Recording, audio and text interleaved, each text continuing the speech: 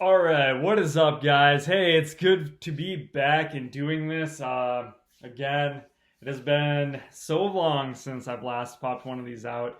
So, mainly just the issues. I got real sick one week, and I didn't really feel like giving my lunch to my PC and ruining it. So I refrained from that. And then I ended up recording this show, and I had no audio thanks to an Apple update. So I appreciate that. And if you want that episode, it is extremely entertaining. I didn't realize how much I bounce around and move my hands, but yeah, it's a lot, especially when there's no audio to it. It just leads into the whole thing that this podcast will soon not be as regular as what it was. It will be more regular in the fall, but as summer comes in, my priorities change and my job gets extremely demanding. Therefore, I won't be around as much on the Twitterverse and here. Some of you I know are extremely happy about that. Others of you will cry, and I'm okay with that. So make sure to get all your tears out before summer comes, because there's no point in wasting those days away. Last thing I want to remind you of, second to last thing I want to remind you of, is our GK conference is coming up. It is this weekend.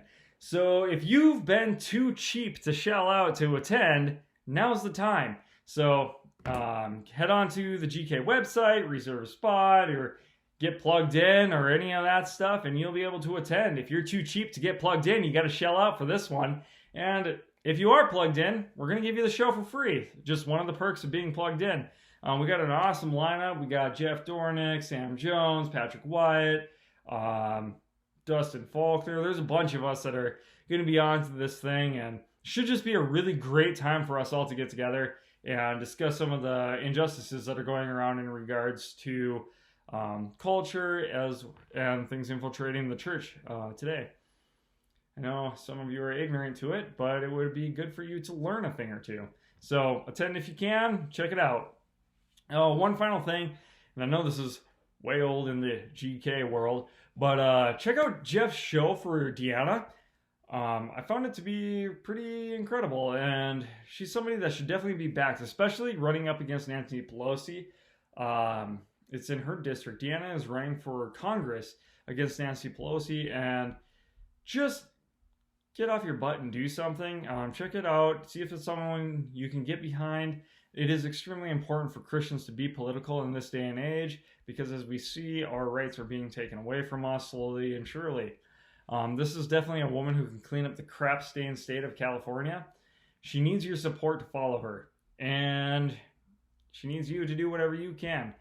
Complaining about your state won't get you anywhere, so get out there and actually do something. Deanna for Congress. You can also follow her on Twitter at Deanna for Congress. And I'll post a link below for those of you who can see it. Those of you who are listening, I am not spelling it because I went to public school and I will definitely mess it up. Anyhow, in regards to the show today, what we're going to be covering is we're going to kind of go back in time, and we're going to discuss some of the protests in regards to the Second Amendment, as well as a little bit of the impeachment and Nancy Pelosi, the State of the Union kind of stuff, just because it's been such a long time since I've been able to get out a show. And those were kind of the highlights that I've seen throughout the time that I missed. So I'm going to kind of touch on them. I'm going to focus on the Second Amendment priority. But other than that, we'll touch on a few of the other topics. I'm your host, The Shoe. This is The Schumann Show.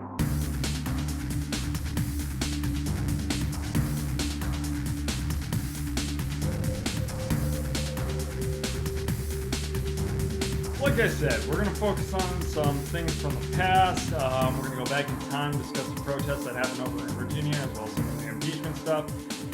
And I know it's far back in time, but I don't care. It's my show, and I can do what I want. So we're going to talk about the Second Amendment. So what is the Second Amendment exactly? The Second Amendment is a well-regulated militia being necessary to the security of a free state.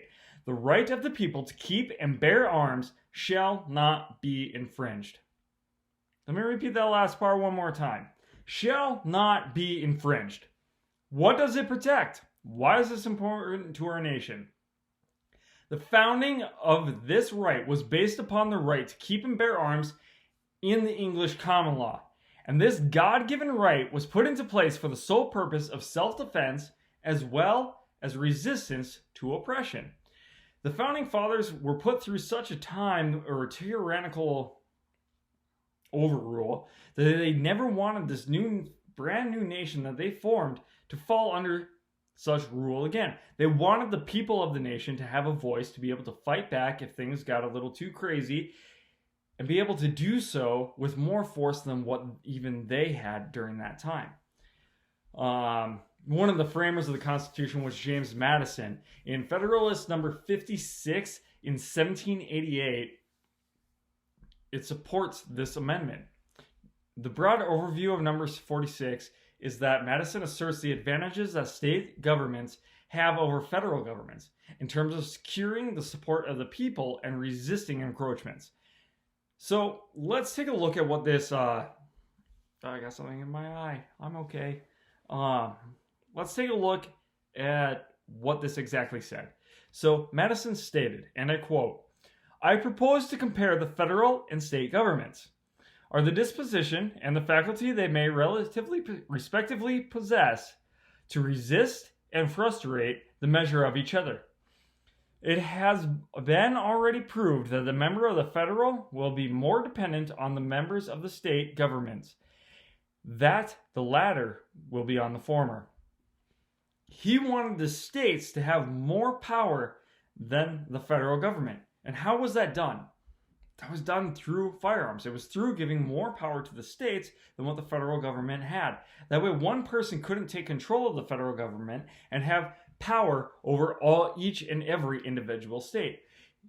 He says it right here that I propose to compare the federal and state governments are the disposition and the faculty they may respectively possess to resist and frustrate the measures of each other. A perfect government, essentially, doesn't get anything done. It's nice. It's kind of stalemate because these people are fighting. That way you have to have such a consensus on what is actually being passed that many people have to actually agree to. Not just the majority, but majority of people through different districts, different divisions, and different states. And that was put so that they were ruled by a monarch. So they no longer wanted that. This was due to the fear of the monarchy that ruled them from England. The Declaration of Independence describes that free and independent states, they have full power. This is going back to him now, okay? And I quote, "Free and independent states, they have full power to levy war, conclude peace, contract alliances, establish commerce, and to do all other things which independent states may of right do." That's how much power he expected each state to individually have. Each state could levy war, conclude peace, and contract alliances, and establish commerce. Now, just for example's sake, if this were to happen in today's world, let's say the Iraq War, okay? Some people were for it, some people were against it. Should we get involved? Should we not get involved? It was a big controversy, I remember, in high school. Now, if this was left up to each and individual state, then the states could decide whether they wanted to be involved in that war or not be involved in that war. So let's say that 26 states wanted to go and levy war against Iraq. Those states had the right to levy war. They also had the right to establish alliances, not only with one another, but also with foreign nations, should they choose to promulgate their agenda. Okay? Those states could be completely involved. The other states who wanted to keep their people home or wanted to use their resources elsewhere, they were able to do so because they did not have to fall in line with those other states. Why? Because the individual state had more power than the federal establishment as a whole. Each state could decide what it wanted to do or what it did not want to do, according to Madison. This was extremely anti-monarchy. It really frustrated the federal government and what it was able to do. And also, I thought that this was extremely interesting because if those states went to war with Iraq, and, like they said, they found big oil deposits, right? And we go over there, we do our thing, and there's some spoils, right? So now those states that went over there have rights to those spoils to be able to establish and bring up their economy and establish a commerce with the other states who didn't go. It essentially had the potential to boost the economy through trade, because now states were more so trading with one another through the alliances that each individual state had, as well as the actions taken or not taken by those individual states. Let's say the Iraq War went really poorly and shoved those other states into a kind of a depression. Those states could then come back on those other states that didn't go, who may be better off, and they could be like, they could trade with them and they could rely on them to help them out through those times. They could use their established reliances between one another to help each other out. But the actions of those individual states would still be repercussioned upon what their decisions were to do. It's really incredible and kind of beautiful alignment that they had, so that each state could kind of rule itself individual, which is extremely important, because chances are the governor of each state was from that state, right? So he knew the people that were there. He knew, went to school there, maybe grew up there. His neighbors, his family members, they were from there. They had more of a voice to say. So when people that he grew up with, who he worked with, who he lived with, when these people gave him advice, or when they told him that something wasn't going right, or you could, you had more of an at-home touch with those people. So the decisions that they made were more emotional, because they relied on the people that were with them. And they were also, like, people who live where I live are extremely rural, right? We all live super far apart. You can drive like 100 miles west, east, north, south, and not see anybody. But you go to a place like New York and they're all like crammed together really tight, or in California and LA, you can hardly move without brushing into another person. Those people live differently than what people here do. We're a lot more pro Second Amendment, pro gun, pro you take care of yourself, everything like that, than what a place over in LA would be, where they're big on their social projects and everything like that. And that's fine. They can have their social programs and everything like that, but their state is solely responsible for that. Our state runs itself how it is run. Their state has no say in how we run our state, and we have no say in how they run their state. If they run their state into the ground, as they're doing with all the crap on the streets, that should have no repercussions on our state, which has a surplus, is pumping out money, and because we make good decision-making skills, and we're a people that work really, really hard. Now, with that, being able to set up a trade or something like that, California may have something that we don't. We'll be able to trade back and forth and do things through one another, yet have absolutely no power over one another. And that's what I thought was extremely attractive to this whole idea of each state having individual rights over its own state, because people in California, they don't know how we live. I don't know how they live. They can go do their own thing. We can go do our thing. But when the federal government becomes involved and all these states say, well, this is how you have to run it because we look to a president as a monarch, well, then that's infringing upon what was originally established by the founding fathers.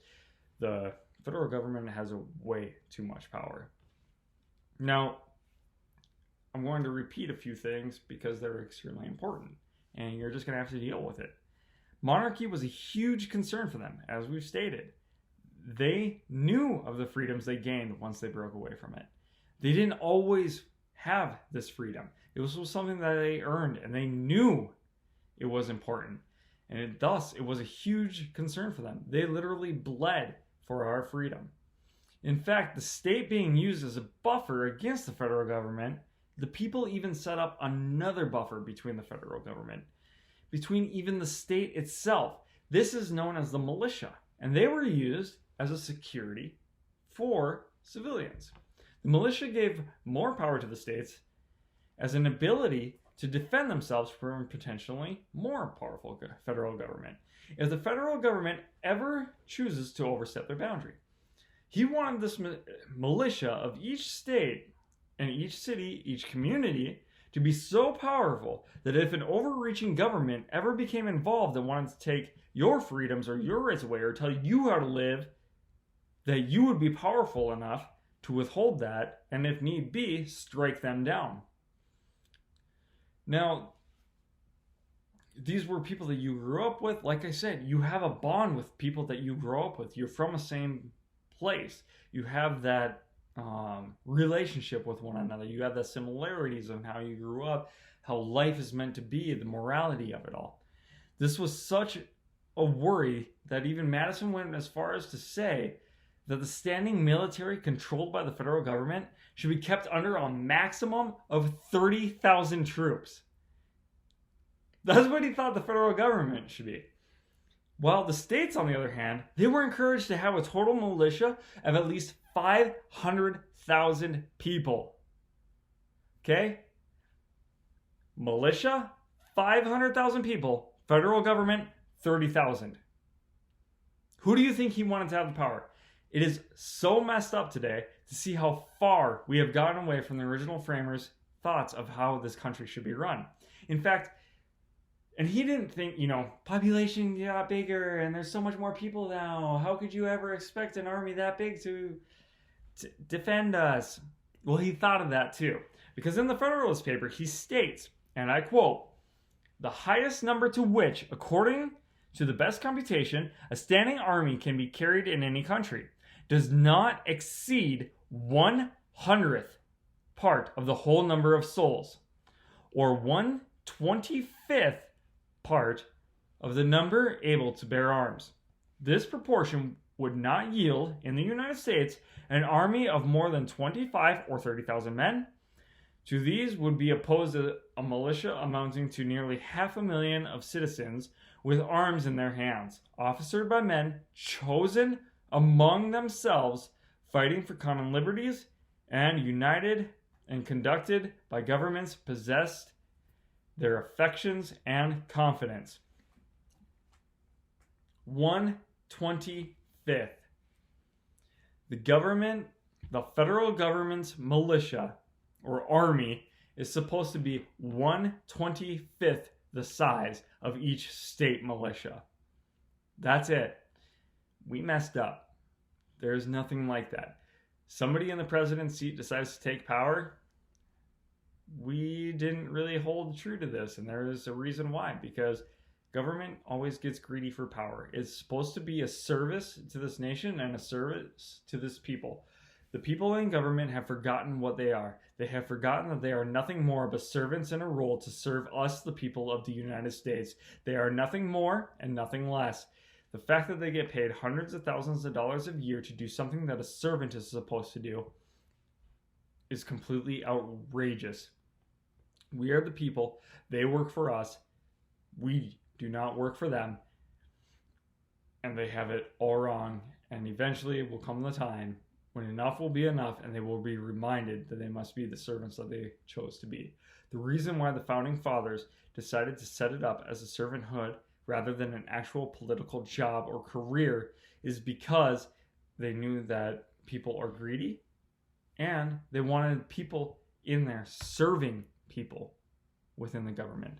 They didn't want tyrants. They didn't want people who were power hungry or money hungry sitting in those seats. They wanted people who wanted to serve the United States. They wanted people with humble hearts who were willing to give up their time to go serve on the Supreme Court or in the judicial branch or anything like that. That's what they initially intended. You don't believe me that people are power hungry? Just check out the video of AOC when she claims, "We want your power." To be ethical, if you're a billionaire today, the thing that you need to do is give up control and power. So I don't want your money as much as we want your power. The people, not me. All right, let's look at a couple court cases regarding the Second Amendment. The United States versus Khrushchev in 1876. The Supreme Court ruled that the right to bear arms is not granted by the Constitution. Pause.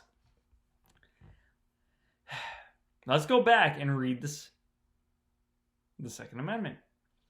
A well-regulated militia being necessary to the security of a free state, the right of the people to keep and bear arms shall not be infringed. Okay, let's go back to the Supreme Court. The right to bear arms is not granted by the Constitution. Really? Really? Really? Continued. Neither is it in any manner dependent upon that instrument for its existence. The Second Amendment means no more than that it shall not be infringed by Congress, and has no other effect than to restrict the powers of the national government. This ruling is completely disastrous. In fact, it is so disastrous, it left the African Americans in the South at the mercy of states governed by white Democrats. As white Democrats regained power in the late 1870s, they struggled to suppress black Republican votes by intimidating as well as fraud at the polls. These African American people were not able to protect themselves because it had been stripped from them in the Supreme Court ruling. They no longer possess the right to keep and bear arms, according to this Supreme Court ruling, which was complete trash. Therefore, they were completely overrun by the white Democrats in the South, and they were able to do whatever they want. Democrats established literacy tests and grandfather clauses that disenfranchised most black voters, as well as poor white voters. This also meant that black people could not serve on juries. They could not hold a political office. And what were they going to do about it? They could rule these black people however they wanted because they didn't want to give them rights. The Democrats never want to give people rights. All they want to do is rule. And that's how it's been since the beginning of time. This ruling allowed the Democratic KKK to flourish and suppress black voting because they themselves, as southern states, refused to allow African Americans the right to bear arms. Because if African Americans had the right to bear arms, as they should have, they would have been able to rise up against these white Democratic Klansmen and be able to kick them to next week, and they would be able to have a voice in this nation, as they should have from the beginning of this entire endeavor for their right to vote down in the South. But because the Supreme Court down in the South ruled that they were not able to have the right to bear arms, the white Democrats of the South completely overran them and canceled all their votes and intimidated them because they knew that they did not have the right to protect themselves. The Democrats have not changed. The Democrats are still trying to suppress blacks and other minority groups in America through programs that they run through colleges. They end up giving them stuff and everything like that or through affirmative action programs. This is because Democrats don't believe that minorities can do things on their own. They don't believe that they can go out there and make something of themselves. They don't believe any of that. Well, I don't know. I seem to have a lot more faith in our minorities than they do because I think that those people have been working hard throughout through generations and generations going way back to actually become something in this nation. And if they were able to get the rights that were established through people like Martin Luther King Jr., then they have the ability to become something great in this nation. And many of them have become something great in this nation. And for the Democratic Party to pretend that they have to give them stuff in order to make it somewhere is a spit in their face because they're strong enough and they're able to do it themselves. Moving on to United States versus Miller in 1939.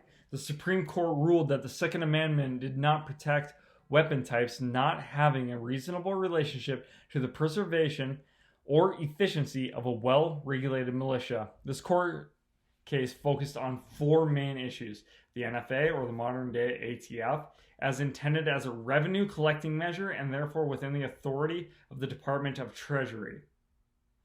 The defendants transported a shotgun from Oklahoma to Arkansas and therefore used it in interstate commerce. And it also stated that the Second Amendment protects only the ownership of military-type weapons appropriate for use in an organized militia. Whoops. Because they were saying that, well, you could only... Okay, so this court case has to do with a double-barreled 12-gauge shotgun that was used in a crime. And was... Considering that the shot-off 12-gauge double-barrel was never used in the military, it was therefore illegal due to its short barrel being sawed off. So that was kind of the background of this whole crime or incidents or court case that kind of went on. So they're saying, well, because it wasn't used in the military, it can't be used in a militia, so therefore you can't have it. So again, what part of shall not be infringed do you not understand? And on top of that, look at people today. They're saying, well, you shouldn't have the same weapons as what the military says. So they're kind of eating their words from this 1939 court case because it's saying that we should be able to have the weapons that are used. You know, like, I'm all down for this. If I could, tomorrow, I'd buy a tank. Why? Because my neighbor has a tank. Because everybody should have a tank. Why not? Load up on grenades. Is anybody going to mess with somebody with grenades in a tank? No! I'm not going to mess with you. You're not going to mess with me because you might be better at yours than mine. It's a deterrence. That's all it is. It's the ability to defend yourself. Not only that, but if the government comes across and they say, you have to spray paint your whole lawn pink, I'm going to say no, or I'm going to put a rocket through your house. It's the ability for an individual to protect themselves against an overreaching, tyrannical government. Nothing more, nothing less. And I don't know why it's so hard for people to understand the simple words, shall not be infringed. It is absolutely ridiculous how far we have let our government get away with taking away our rights. Now, when I read through this ruling, it reinstates the protection of our rights to our own weapons, equivalent to that of the military. As I stated, this military-type weaponry, while at the same time placing an infringement upon arms we can have, shall not be infringed, is not a difficult concept to grasp. We should be able to have whatever weapons we want, whenever we want them, as long as we can defy an overreaching government. If somebody gets crazy, you have so many more people being able to take them out and get rid of them. Thus, the state militia being more powerful than the federal government, because we have let the federal government run roughshod over our entire country. And I don't know if it's a lack of personal responsibility or we've just grown lazy in this day and age, that we can no longer accept our freedom, that we feel the incessant need for the government to come and step in and take over our rights because we don't know how to handle them.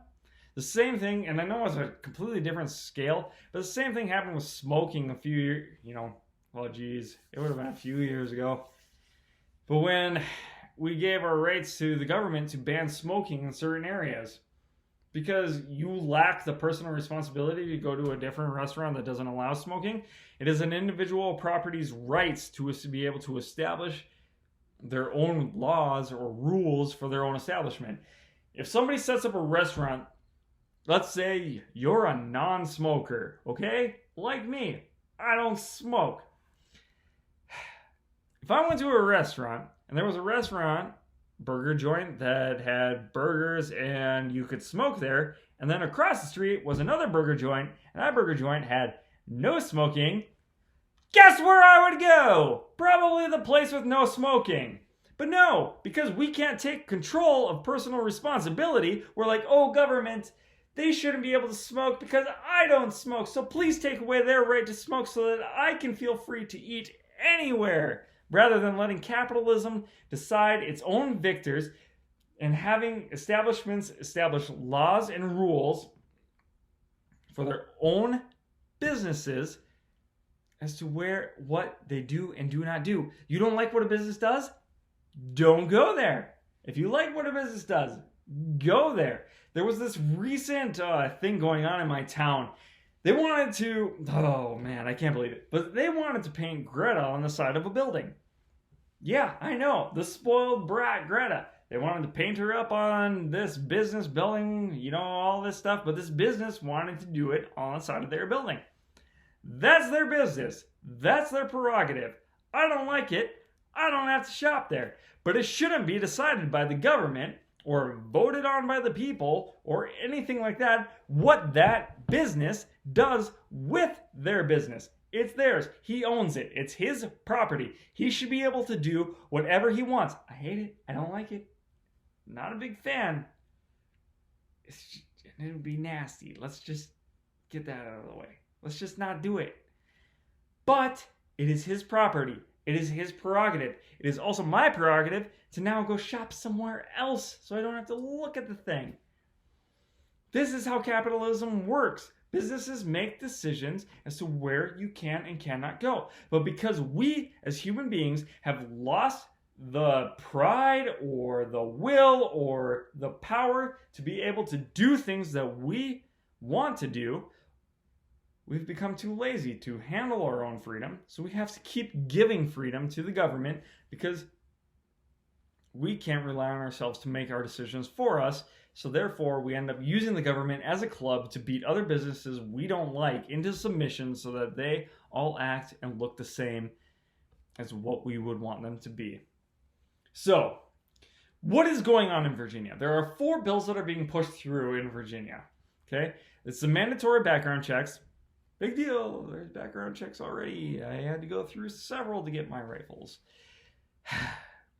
Newsflash. The state of Virginia already had a background check established. There is nothing more than a publicity stunt. This is enacted to pretend that anyone off the street could buy a gun, which is absolutely not true. Legally.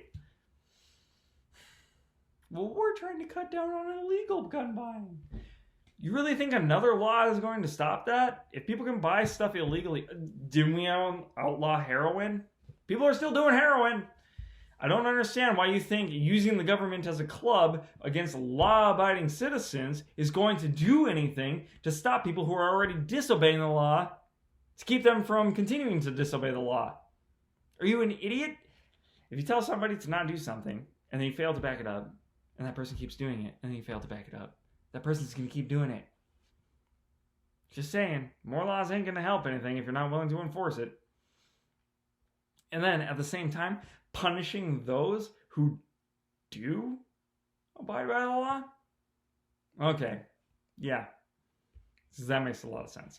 And to be completely honest, I'm totally fine with background checks. I personally found them to be a good thing. This is to ensure that somebody who has a history of being a felon gets rejected.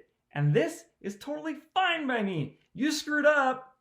You ended up killing someone, robbing a bank, or doing something dumb. Guess what? You don't get that right anymore. You screwed up. You lost it. It's over. You're done. Okay? The part about this, which I am in agreement with, as well as 84 to 94% of Americans, is a background check. This is because it is a set standard. It is a set standard. Set. Okay? I know. Words are hard. Okay? In which to abide. It is cut and dry, and it is exactly to the point. Are you a felon? Yes or no? Are you a fugitive? Yes or no? Do you use drugs? Yes or no? There is a standard that can be upheld, and that is measurable. Okay? Guns are purchased through a licensed FFL dealer. I can't just hop on Amazon and buy an AR-15 and have it shipped to my house. No, that's not how it works. You go onto the website, you purchase a gun, it gets shipped to an FFL dealer. When you get to the FFL dealer, you have to fill out a bunch of paperwork. They have to send it in, you get it approved. And once you get it approved, then you can take your gun home. You can't just have guns shipped to your house like Amazon or like a DVD, alright? It's not how any of this works. Then they decided to go a step further and they proposed this next law. This law is called the One Gun a Month Law. This limits citizens to one handgun purchase within any 30-day period. This is completely stupid. Why? The thought that this is even a thing is completely idiotic. I just can't wrap my head around it. It's just so dumb. The government has no business telling me what I can and cannot constitutionally buy. Shall not be infringed. It is here, it is now. We still abide by the Second Amendment. The government, the difference, and okay, get this, right? What's the difference if I buy 12 guns right now, or if I buy 1 gun a month for a year? I still have 12 guns. It's just that I had to wait because of your stupid power-hungry mind that you wanted to control the way I live, so now I had to buy 1 a month. Where I could have just bought all 12 right away. I still have the same amount of guns. This is a stage for government to set itself up on so they can build off more regulations that will stem from this one. Soon they will make it 1 a year. Or they will place restrictions on all guns. And eventually, you won't be able to buy any. This is just simply a stepping stone to disarm your families and to make it impossible for you to gain more firearms.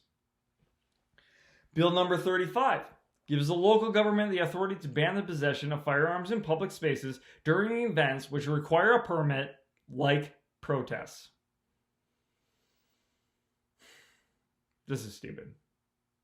This is so stupid. When have you ever heard of a protest that was non-controversial? I would hope that by now, you, being alive and breathing, would have come to the realization that bad people don't obey the law. Shocker, I know. And if this is the case, that you are disarming law-abiding citizens who are taking a controversial stand and allowing them to be defenseless targets for those who may disagree with them. That's exactly what you're doing. Look at all these people over in Virginia. Okay? They all were out there marching and protesting, all had all their guns. And the media was just hungry for them to end up a giant firefight. I don't know what they thought was going to go on.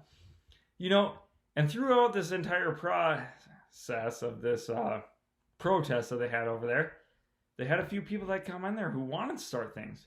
But the leaders of the protest ended up shutting them down and kicking them out right off the bat. Nothing happened. Go back to an Antifa rally. Things happen. Old people get beat to the ground. People get egged on. People get stuff thrown on them. People get beat. So, why are you trying to protest people who are law-abiding citizens rather than protesting this Antifa crap that go out there and beat people with baseball bats? I think you got your priorities in the wrong spot. Many lefties claim that according to a study by Everytown, only 10% of mass... we'll get to that in a little bit. I want to make one more point, okay? Nothing happened with these law-abiding citizens. As badly as the media wanted something to happen, nothing did. These are law-abiding citizens, and these are exactly the people that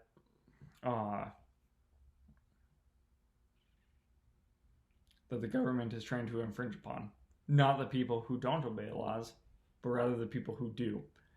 Now, many lefties claim that according to a study by Everytown, only 10% of mass shootings take place in a gun-free zone. I don't know why I said it like that. That was weird. So, first we must define our terms, right? And according to the study, the term for a mass shooting is 4 or more people. Well, then in order to dig further into the study, you know, they only say that 10% of mass shootings take place in a gun-free zone, right? So let's dig into this a little bit. We come to find that every town is counting every killing of 4 or more people within a residence as a mass shooting, as well as every gang war, every cartel fight, and every crime war as a mass shooting. Now, say you eliminate all the killings from the gangs, the cartels, the crime on crime, and you eliminate the crazy family member that kills his entire family. These, though they are tragic, are simply not the same as a Las Vegas shooting or the shooting in the movie theater in Colorado. The mindless mass killing in public is rather what this is. Going out there. I mean, Vegas is completely different, though both are completely tragic. The Las Vegas shooting was completely different than some psychotic father going nuts on his family.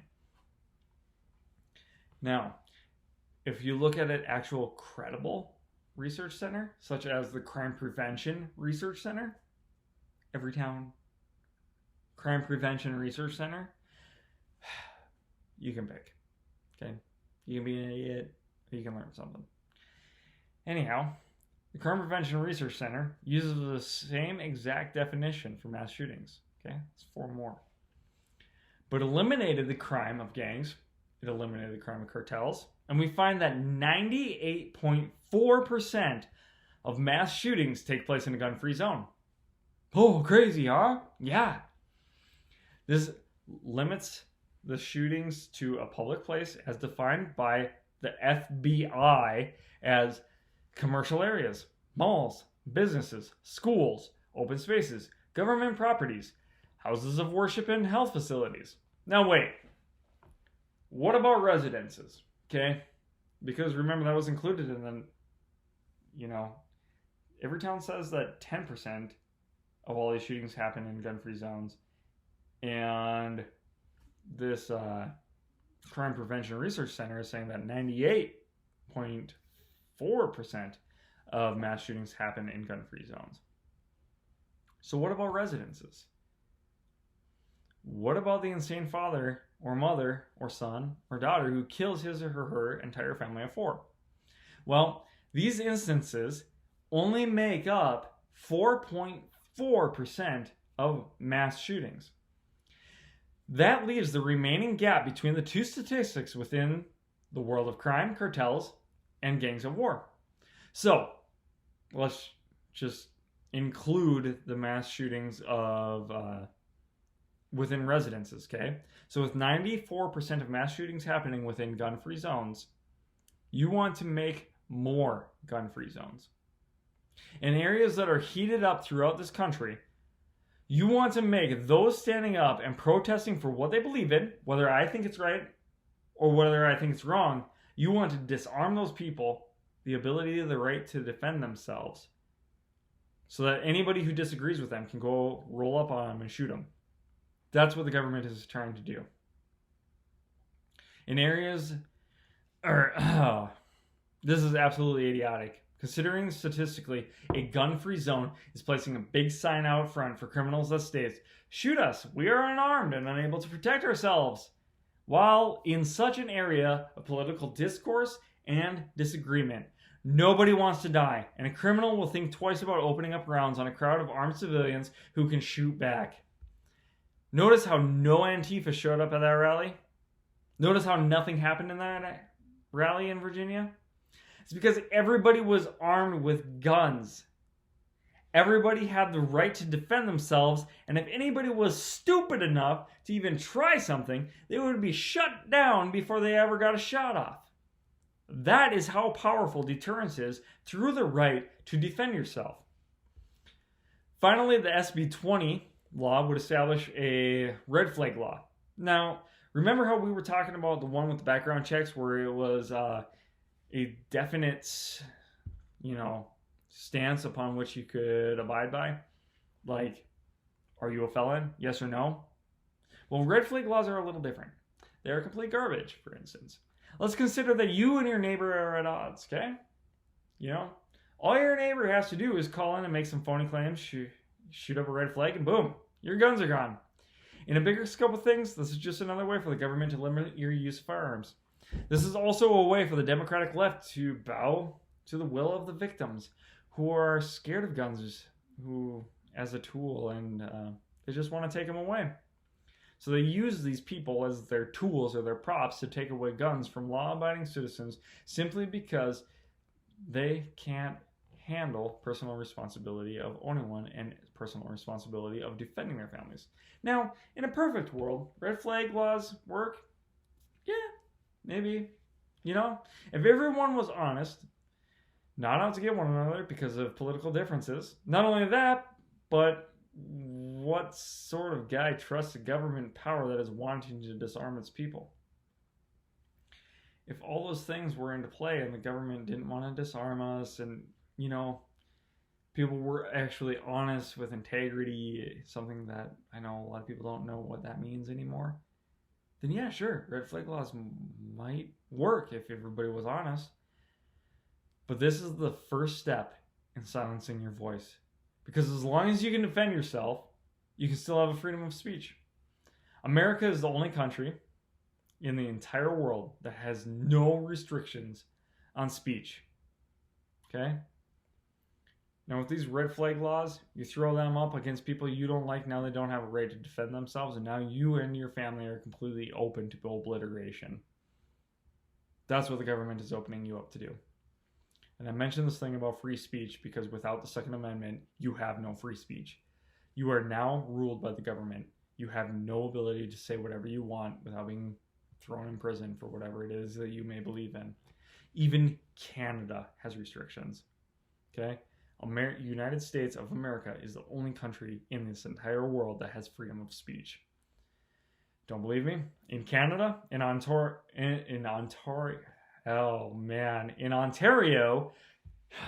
wow. In Ontario on February 7th, Mr. Cyril Winter, a pro-life and free speech advocate, was arrested for carrying a sign that simply read, "Freedom of expression and religion, no censorship." He was charged with coming within 50 meters of an abortion clinic where you can be arrested by the police for praying, or saying, or wearing the wrong thing. I hope America never turns into this bootlicking country that Canada is, and I hope every patriot within the United States would stand up and put a stop to that before our nation even started to ever look like Canada. We need to put our line in the sand. We need to tell the government that enough is enough. We need to establish where that line is, though I think it's been crossed over and over again.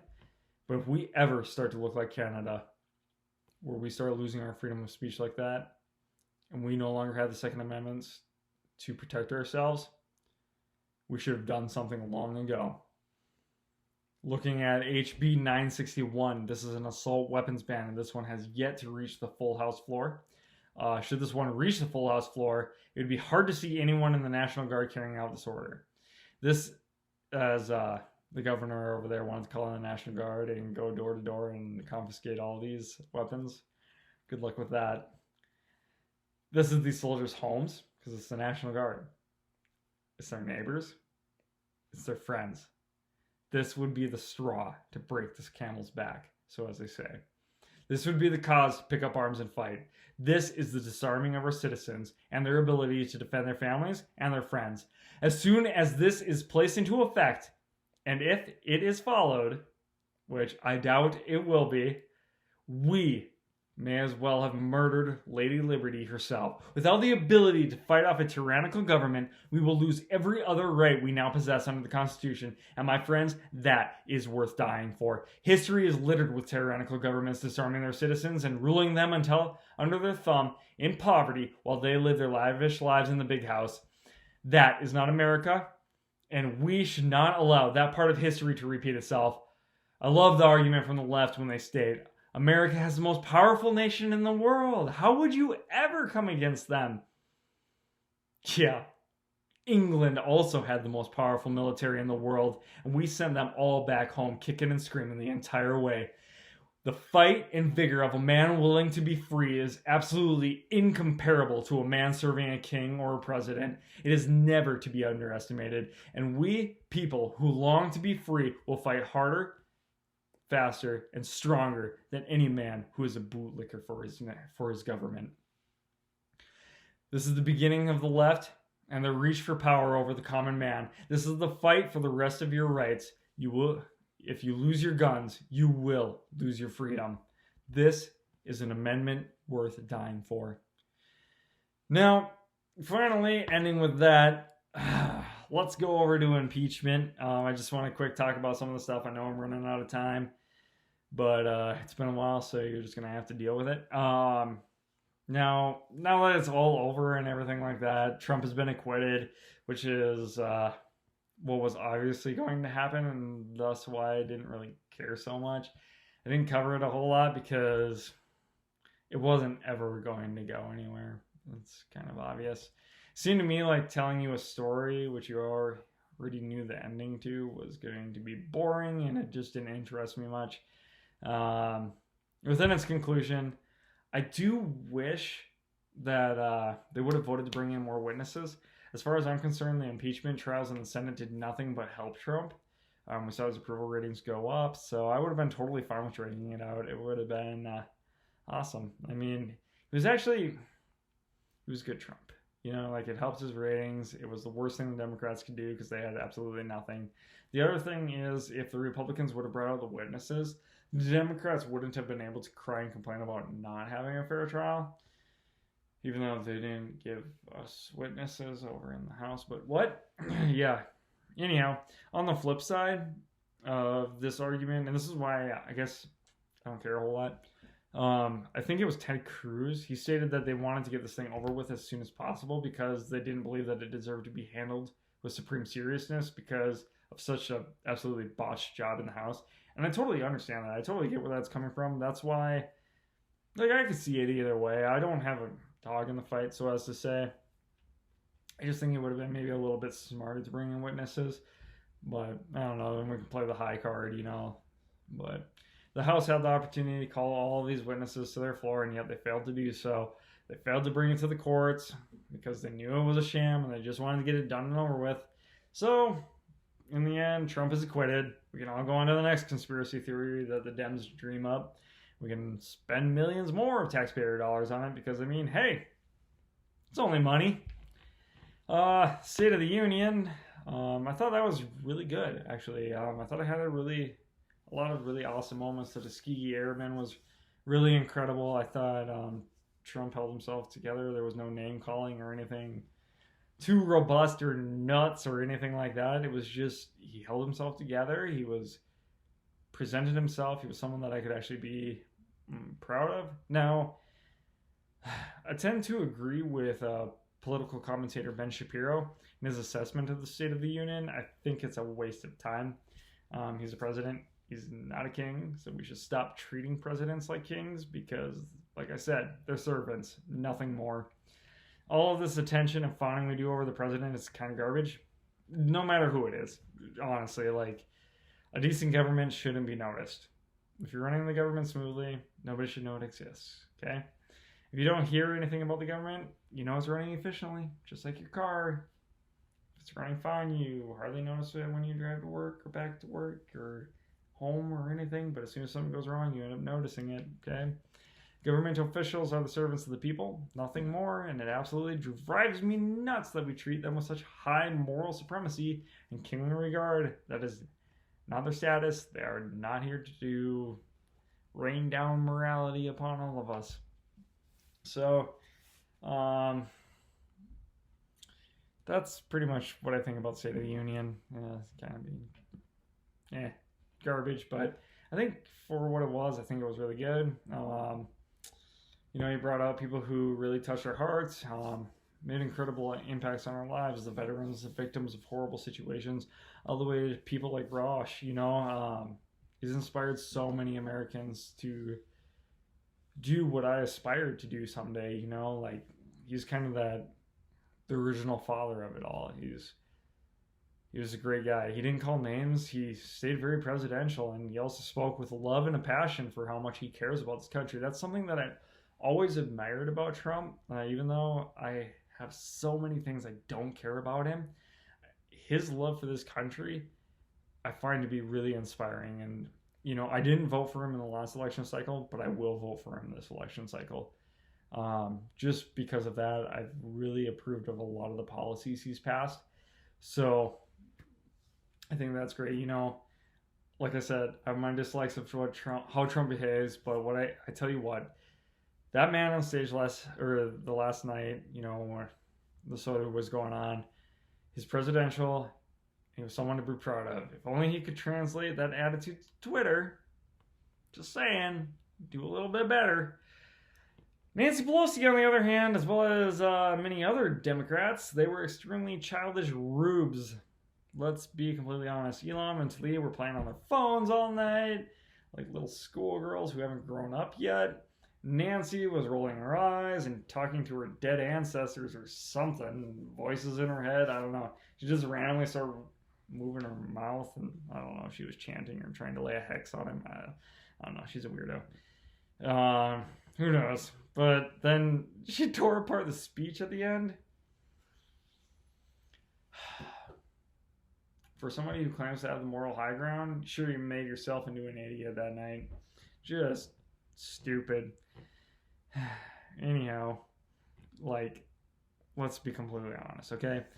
You and I, we both know that she's definitely old enough to ride her dinosaur back and forth to work, right? Okay, when she started Congress, she was definitely taking a dinosaur to work. But if I would have guessed, the mentality behind her ancient bones is about that of a 4-year-old child. And this just extremely unbecoming of somebody within the House. Anyhow, this is why I'm going to again stress to you how important it is to back Deanna for Congress so we can get this Benjamin Button creep out of the office and put someone with class, respect, and Christian moral values in her seat. Support Deanna, but more than anything, turn out to vote for her. Okay? We need an actual classy woman in the office to show these other women how to act in a governmental role. And not only that, but to bring some respect and dignity back to the incredible state of California. Anyhow, that's all I have for you today. Be sure to check out the other contributors such as Dustin Faulkner, Sam Jones, Patrick Wyatt, Thomas Littleton, and Jeff Dornik, as well as anybody else I may be forgetting, because the GK is growing. We're getting big, and it's hard to keep up with it all. So just check it out. Keep an eye on the page. Go through it. Read some of the stories. I'd love to hear from you guys. You know how to reach me. Shoot me a message at StraightWhiteShoe on Twitter or on email at straightwhiteshoe@outlook.com. If you have any questions or you want to yell at me or send me some love, that would be fantastic. If you're not plugged in, quit being cheap. Get plugged in. You'll benefit from it later, such as the conference that's coming up. All those guys get to get in free because they weren't cheap to start out with. So, check it out. I want to give a huge shout out to Andy Woods. Give him a follow on Twitter or anything like that. His explanation of scriptures is simply incomparable. He's just such a phenomenal speaker, and he's so knowledgeable. Just definitely give him a follow. He's just a great guy. Again, can't stress that out enough. Get registered for the fight against social injustice. It's happening this weekend. So, quit pretending. We all know you have money. I'm your host, The Shoe, and this is The Schumann Show.